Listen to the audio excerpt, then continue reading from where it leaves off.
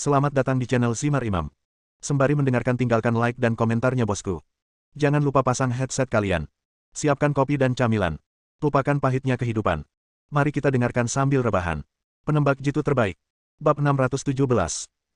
Xiao Yue adalah orang yang cerdas, dan dia tiba-tiba menyadarinya setelah diajar oleh Lian. Mangkuk ini dikirim oleh dokter Rizamir sebelum dia dibunuh, menandakan bahwa dia telah mengantisipasi apa yang akan terjadi. Mangkuk itu hanyalah perkenalan, tujuannya adalah untuk membawa Xiao Yue ke studio dokter Samir, di mana barang aslinya diserahkan kepada Xiao Yue. Dokter Samir telah terobsesi dengan porselen selama beberapa tahun. Saat itu, Xiao Yue baru saja menjadi murid dokter Samir dan baru satu kali ke sana. Dalam beberapa tahun terakhir, dokter Samir pada dasarnya tidak bermain-main dengan porselen. Tidak jelas apakah studio itu masih ada. Untungnya, Xiao Yue ingat lokasinya dan kembali ke kota bersama Lian malam itu. Studio ini terletak di basement sebuah gedung apartemen tidak jauh dari Museum Los Angeles. Pintunya sudah sangat tua, tetapi kunci pintunya masih baru, menandakan bahwa seseorang baru saja datang ke sini. Ang Li mendobrak dengan cara lama. Saat lampu dinyalakan, yang terlihat adalah deretan rak porselen, dengan porselen jadi atau setengah jadi diletakkan di atasnya. Lian juga tidak memiliki penelitian tentang porselen. Jika Xiao Yue tidak mengatakan bahwa semua porselen di sini adalah tiruan, Lian akan mengira memang ada beberapa barang antik di dalamnya. Rak-rak tersebut tertutup lapisan debu yang tebal, menandakan sudah lama tidak ada yang membersihkan tempat itu. Salah satu kisi-kisinya kosong. Xiao Yue mengeluarkan mangkuk yang diterimanya dan meletakkannya, sesuai dengan tanda yang tertinggal di kisi-kisi itu. Ketinggian bingkai hanya dalam jangkauan, menandakan bahwa dokter Samir mengambil mangkuk dengan mudah. Ini sekali lagi membuktikan bahwa mangkuk itu tidak penting, yang penting bisa menarik Xiao Yue ke studio ini. Pasti ada sesuatu yang tersembunyi di studio yang sebenarnya ingin diberikan dokter Samir kepada Xiao Yue, yang bisa membuktikan keberadaan peradaban luar bumi. Seluruh studio dapat dibagi menjadi 3 bagian. Bagian pertama adalah deretan rak yang digunakan untuk menyimpan porselen yang terlihat saat pintu didorong. Bagian kedua adalah bengkel tangan dokter Samir tempat dia membuat porselen. Bagian ketiga digunakan untuk mendaur ulang sampah, dengan banyak pecahan porselen dan pecahan porselen yang dibuang ke dalamnya.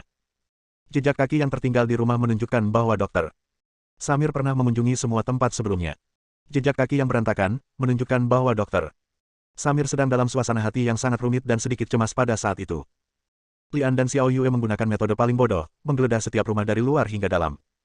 Rak dan bengkel porselen sangat mudah ditemukan. Segera Lian dan Xiao Yue selesai mencari. Kecuali porselen dan peralatan serta bahan mentah untuk membuat porselen, tidak ada apapun yang berhubungan dengan peradaban alien.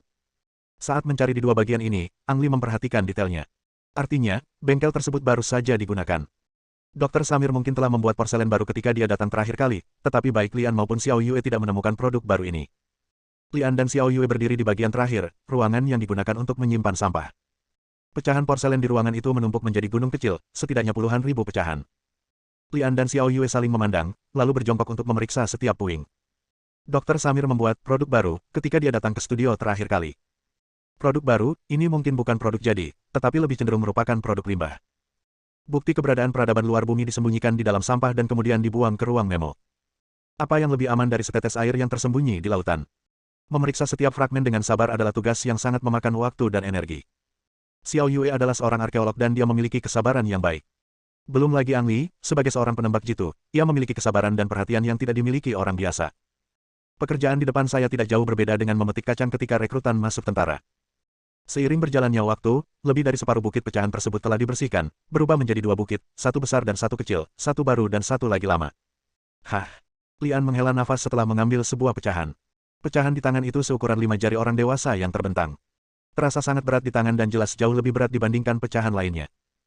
Fragmen ini tidak mencolok di antara fragmen lainnya, tetapi ketika Anda mengeluarkannya sendiri, Anda akan menemukan bahwa tidak banyak debu di atasnya. Ini baru.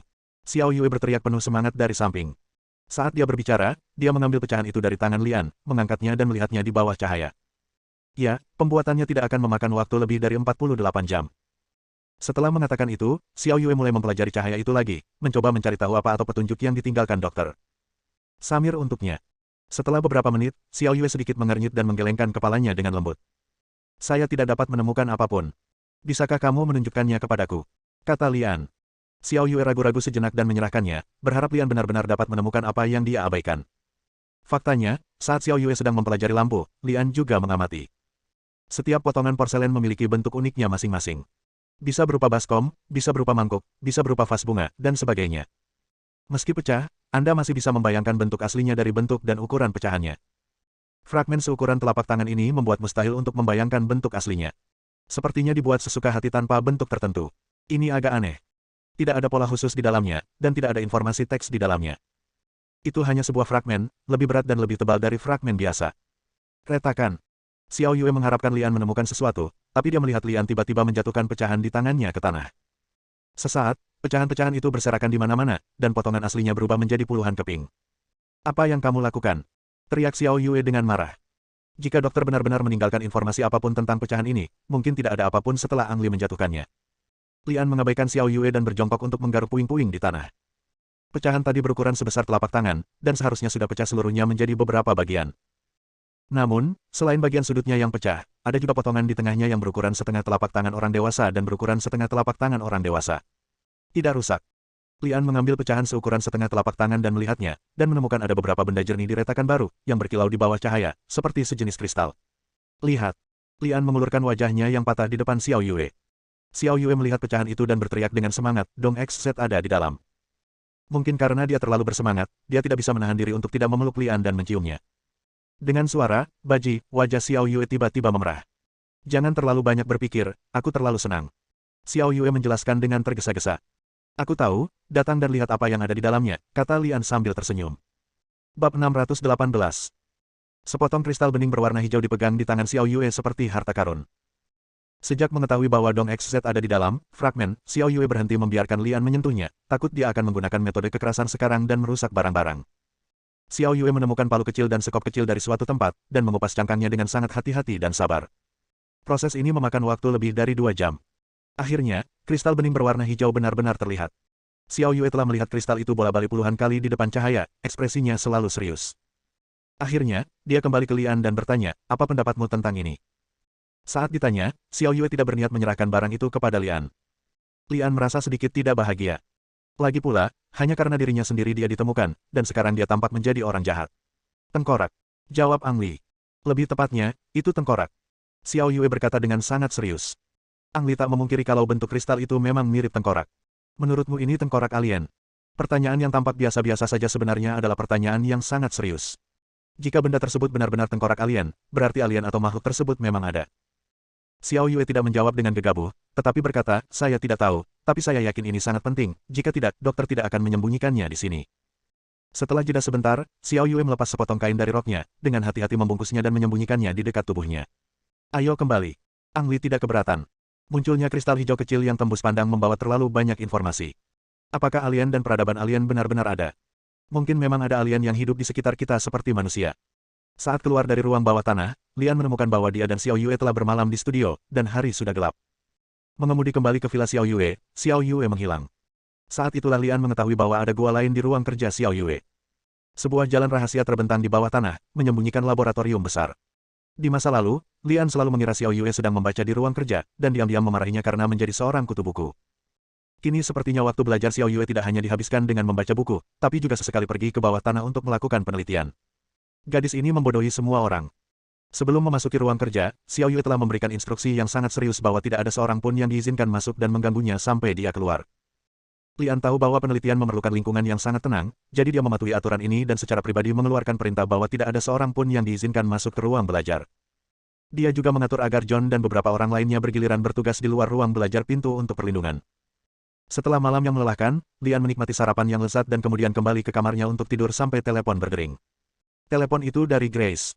Telepon itu hanya berdering sekali dan kemudian ditutup. Beberapa detik kemudian, saya menerima pesan teks darinya. Pemakaman Nasional, jam 12 malam.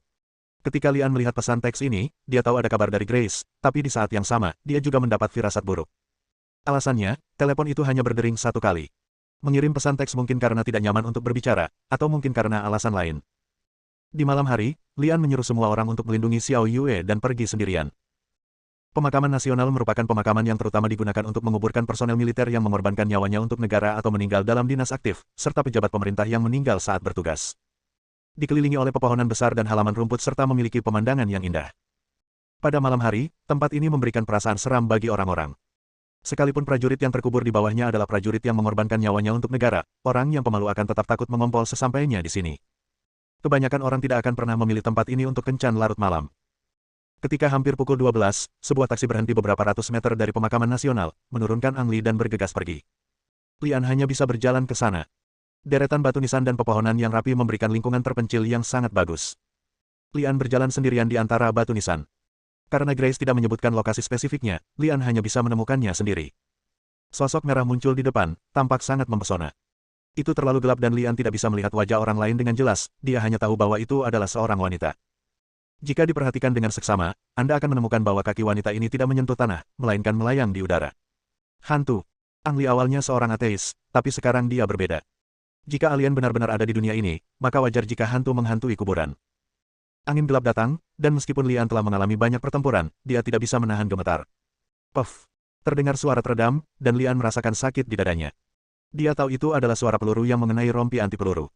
Peluru kecil yang mengenai tubuhnya seperti palu godam. Lian terjatuh, menyemprotkan pasta tomat ke dadanya dengan bubur tomat yang telah dia sembunyikan sebelumnya, lalu bersembunyi di balik batu nisan tanpa bergerak, seolah-olah dia sudah mati. Hantu perempuan, di seberangnya sedang melayang di bawah pohon, hanya ujung bajunya yang berkibar tertiup angin. Selain itu, suasananya sangat sepi. Setelah 5 menit, bayangan hitam muncul 20 meter di belakang, hantu perempuan. Rasanya seperti zombie merangkak keluar dari kuburan.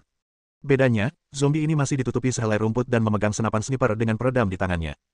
Dialah yang menembak Ang Li. Penembak jitu itu berjalan ke depan perlahan dengan senapan sniper di tangannya. Saat melewati hantu wanita, dia hanya berhenti sebentar sebelum berjalan mendekat. Karena Lian terbaring di balik batu nisan, tidak mudah bagi seorang penembak jitu untuk melihat Lian. Setidaknya tidak ada cara untuk segera memastikan apakah Lian sudah mati atau masih hidup. Ketika dia masih berada 20 meter dari Ang Li, penembak jitu itu berhenti. Mungkin karena merasa senapan sniper tidak nyaman digunakan dalam situasi ini, dia mengulurkan tangan kirinya dan mengeluarkan pistol yang juga dilengkapi peredam.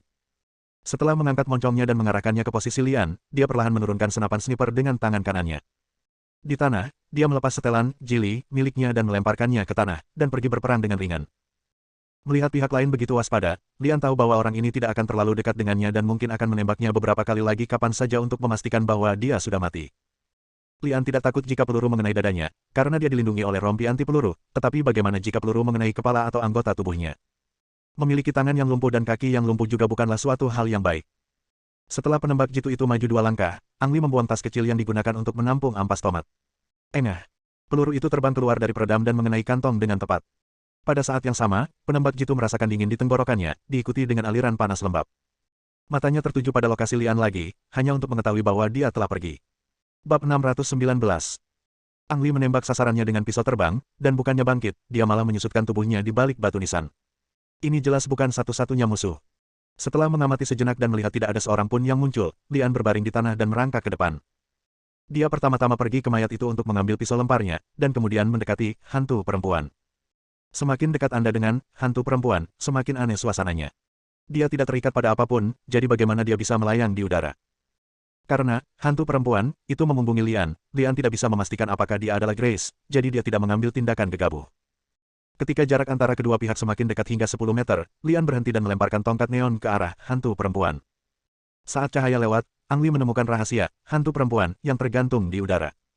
Seutas benang setipis benang laba-laba dililitkan pada dahan, dan ujung lainnya berada di tangan hantu perempuan. Retakan. Tepat ketika Lian menemukan rahasianya, dahannya dipotong oleh benang sutra, dan hantu perempuan itu menyentuh tanah dan bergegas menuju Lian. Lian Ren tergeletak di tanah dan hanya bisa berguling ke samping, lalu merasakan sakit yang membakar di punggungnya. Rompi anti peluru terpotong oleh benangnya, dan dagingnya mungkin busuk, jika tidak akan ada rasa sakit seperti itu. Setelah melihat kekuatan benang sutra, Lian tidak berani terlalu dekat dengan pihak lain dan berusaha menjaga jarak antara dirinya dan hantu wanita itu semaksimal mungkin. Dalam kegelapan, benangnya tidak terlihat sama sekali. Jika Anda terlalu dekat, Anda mungkin tidak tahu bagaimana Anda mati. Lian melompat dan menggunakan semangatnya untuk mundur dengan ringan. Hantu perempuan itu melayang dengan kecepatan yang tidak lambat sama sekali. Prajurit. Lian yakin bahwa pihak lain adalah seorang pejuang yang tingkat kultivasinya tidak lebih rendah dari miliknya, dan dia juga yakin bahwa dia sama sekali bukan Grace. Kapan? Saat lawan melambaikan tangannya lagi, Lian memblokir serangan benang sutra dengan pisau terbang. Berpikir bahwa pisau terbang ini dapat memotong besi seperti tanah liat, tidak ada cara untuk memotong kawat. Melihat lawannya melambaikan tangannya lagi, Lian memutuskan untuk mengakhiri pertempuran secepat mungkin dan melemparkan pisau terbang di tangannya. Hantu wanita mengubah serangannya menjadi pertahanan dan melilitkan benang sutra ke sekeliling tubuhnya beberapa kali untuk membentuk jaring pelindung. Dengan suara, dan pisau terbang itu mengenai jaring pelindung dan jatuh. Hah! Hantu perempuan itu menghela nafas ringan dan menemukan bahwa Lian hilang. Pisau terbang hanyalah alat untuk mengalihkan perhatian lawan. Di saat yang sama melemparkan pisau terbang, Lian telah menggunakan langkah halus untuk mencapai sisi dan belakang lawan. Dengan kilatan cahaya dingin, Lian menebas hantu perempuan itu dengan pisau terbang kedua. Ah! Hantu perempuan itu merasakan pergelangan tangannya menjadi dingin, dan seluruh tangan kanannya terpotong. Saat kamu sakit, aku akan membunuhmu. Lian kemudian meninju bagian belakang jantung lawannya. Engah! Hantu perempuan itu memuntahkan seteguk darah dan terbang keluar. Pukulan ini sangat berat dan mengenai bagian belakang jantung, menyebabkan hantu perempuan tersebut terluka parah setelah dia mendarat di tanah. Lian tidak terburu-buru membunuh hantu perempuan itu, melainkan fokus pada tangan di tanah. Saya melihat cincin perak di jari telunjuk tangan yang terputus, dan benang sutra melilit cincin itu. Lian melepas cincin itu, mengeluarkan benang sutranya, dan mencobanya pada tangan yang terputus. Dia menemukan bahwa cincin itu beberapa kali lebih tajam daripada pisau dan dapat dengan mudah membelah tangan yang terputus menjadi dua. Yang bagus. Lian diam-diam membual. Menyingkirkan cincin itu, Lian melangkah ke depan, hantu perempuan itu dan menginjak kaki kanannya. Dengan sekali klik, kaki kanan, hantu perempuan, itu patah dan dia menjerit kesakitan. Jangan bunuh aku. Saat dia mengatakan itu, hantu perempuan, itu bahkan mengedipkan mata pada Lian dan berkata dengan manis. Kamu tidak tahu cara membunuh wanita, kan? Sejujurnya, hantu perempuan itu sangat tampan, dengan payudaranya setengah terbuka, dan laki-laki akan menerkamnya jika mereka tidak bisa mengendalikan diri. Namun, Lian merasakan perutnya mual dan hampir memuntahkannya. Keluar. Aku benci laki-laki yang berpura-pura menjadi perempuan, dan aku lebih benci waria. Ekspresi hantu perempuan itu tiba-tiba berubah dan dia berteriak, bagaimana kamu tahu aku laki-laki? Lian tidak menjelaskan, tapi mundur dan mematahkan kaki lawannya yang lain, lalu bertanya, di mana Grace?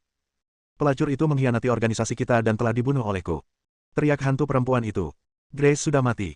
Wajah Lian menjadi gelap dan dia tidak banyak bicara. Dia melambaikan tangan kanannya dan benang sutra yang melilit cincin itu dipukul.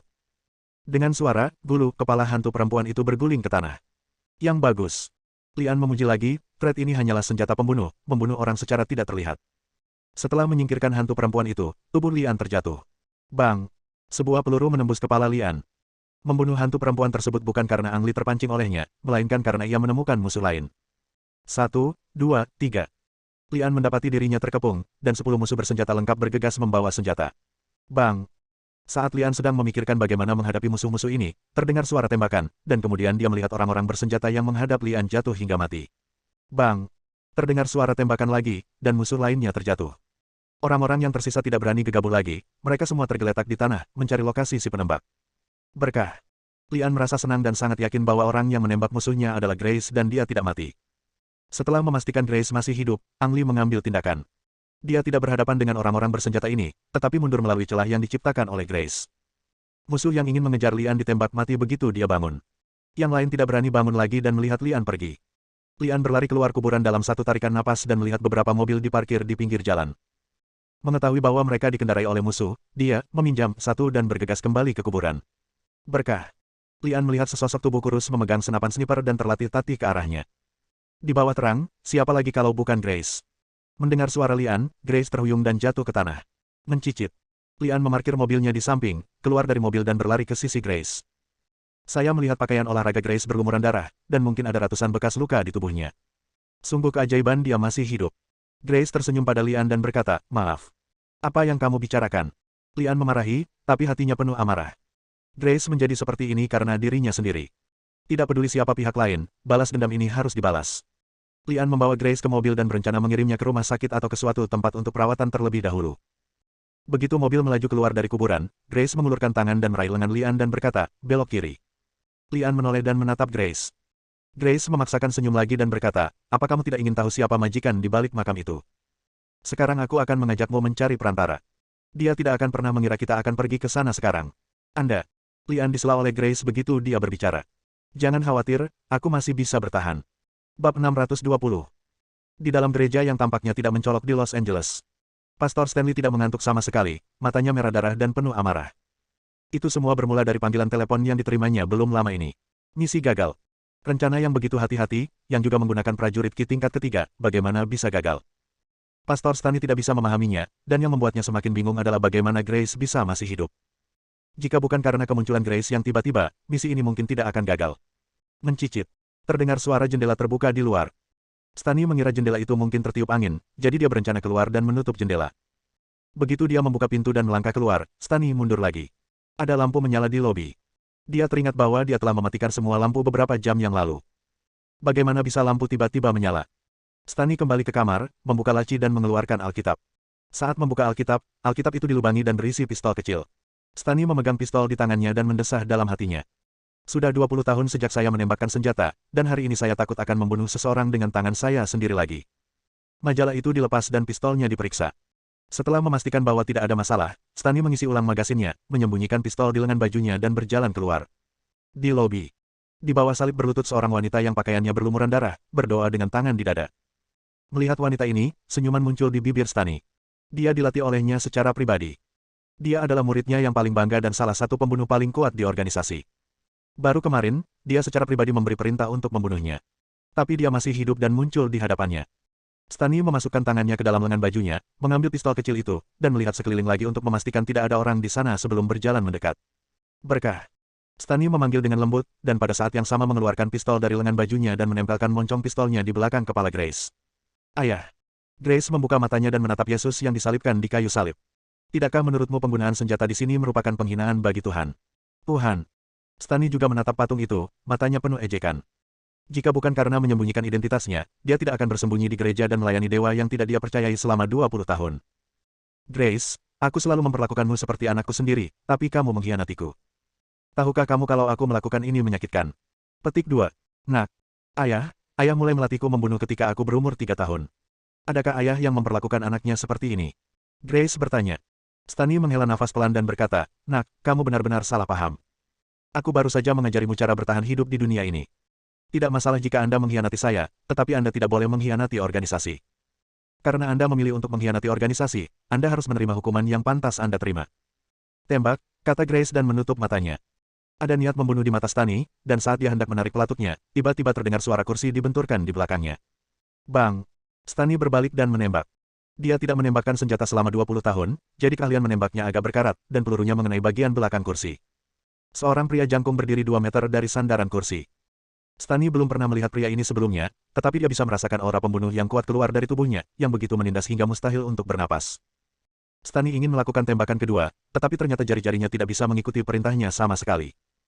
Melihat ke bawah, Stani menemukan tangan dan pergelangan tangannya terpisah, dan pistolnya jatuh ke tanah. Lalu rasa sakit itu menyerangku seperti gunung. Mengangkat kepalanya lagi, Stani menemukan seorang pria yang berjarak 10 meter tiba-tiba di hadapannya.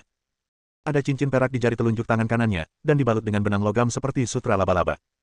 Stani telah melihat cincin ini, milik pembunuh Zenki tingkat ketiga. Belum lama ini, dia melaporkan bahwa pembunuhnya meninggal dan meninggal secara mengenaskan. Sekarang, Stani tahu siapa pria di depannya itu. Karena dialah Grace mengkhianati organisasi. Ayah. Suara Grace terdengar di telinga Stani. Stani sedikit gemetar dan merasakan hawa dingin di lehernya. Dia tahu ada pisau di sana bahkan tanpa melihatnya. Sebutkan namamu dan aku bisa memberimu nama yang membahagiakan, kata Grace. Tubuh Stani sedikit gemetar lagi, dan keringat mengucur di keningnya karena kesakitan dan ketakutan. Dia sendiri yang telah melatih Grace, dan dia tahu bahwa ada ratusan cara bagi Grace untuk membuat hidupnya lebih buruk daripada kematian. Menyebut nama itu sama saja dengan mengkhianati organisasi. Jadi apa? Setidaknya dia bisa mati dengan bahagia. Sekalipun seseorang meninggal, organisasi tidak dapat melakukan apapun terhadapnya. Xiao Yuanshan. Setelah pergulatan singkat dalam pikirannya, Stani menyebutkan sebuah nama. Xiao Yuanshan. Lian tampak kaget dan menatap Stani. Kamu kenal dia? Stani tersenyum ketika dia berbicara. Ya, kamu harus mengenalnya. Xiao Yuanshan adalah orang Tionghoa paling berkuasa di Los Angeles. Bahkan jika Anda tidak mengenalnya, Anda pasti pernah mendengar tentang dia. Petik 2. Lian mengerutkan kening. Sepertinya tidak ada yang salah. Orang yang dibicarakan Stani adalah orang yang sama yang dia pikirkan. Namun bagaimana hal ini bisa terjadi? Xiao Yuanshan adalah ayah kandung Xiao Yue. Mengapa dia mempekerjakan seseorang untuk membunuh putrinya? Seperti kata pepatah, racun harimau tidak bisa memakan bijinya, mungkinkah Xiao Yuanshan lebih buruk dari harimau? Grace, kuharap kamu bisa menepati janjimu, kata Stani. Grace memandang Lian dan melihat bahwa Lian tidak menghentikannya, jadi dia mengambil pistol kecil itu dan mengeluarkan semua peluru di dalamnya, hanya menyisakan satu peluru di dalam ruangan. Stani mengambil pistolnya, mengangkat moncongnya dengan tajam dan mengarahkannya ke Grace, sambil tersenyum dingin, Grace, kamu tahu konsekuensi dari mengkhianati organisasi. Jika kamu pintar, kamu juga harus tahu apa yang harus dilakukan. Begitu dia selesai berbicara, Stani mengarahkan pistolnya dan memasukkannya ke dalam mulutnya. Dengan tembakan, Stani terjatuh. Dia menggunakan tindakan praktis untuk memperingatkan Grace bahwa bunuh diri adalah cara terbaik untuk mati setelah mengkhianati organisasi. Ayo pergi, kata Lian sambil melihat ke tubuh di tanah. Setelah menyelesaikan Grace, Lian pergi ke rumah Xiao. Xiao Yuanshan adalah orang yang menjalani kehidupan yang sangat teratur, dia bangun tepat waktu pada jam 5 setiap pagi, pertama-tama melakukan latihan aerobik selama 1 jam, kemudian mandi air panas, kemudian sarapan dan menelusuri berita hari ini. Ketika jam 5 tiba, Xiao Yuanshan bangun tanpa memerlukan jam biologis. Membuka matanya, Xiao Yuanshan melihat sesosok tubuh duduk dalam kegelapan. Bagaimanapun juga, Xiao Yuanshan adalah Xiao Yuanshan. Dia hanya sedikit terkejut sebelum menenangkan diri dan bertanya, siapa kamu? Retakan. Pihak lain membantu Xiao Yuanshan menyalakan lampu. Bersambung.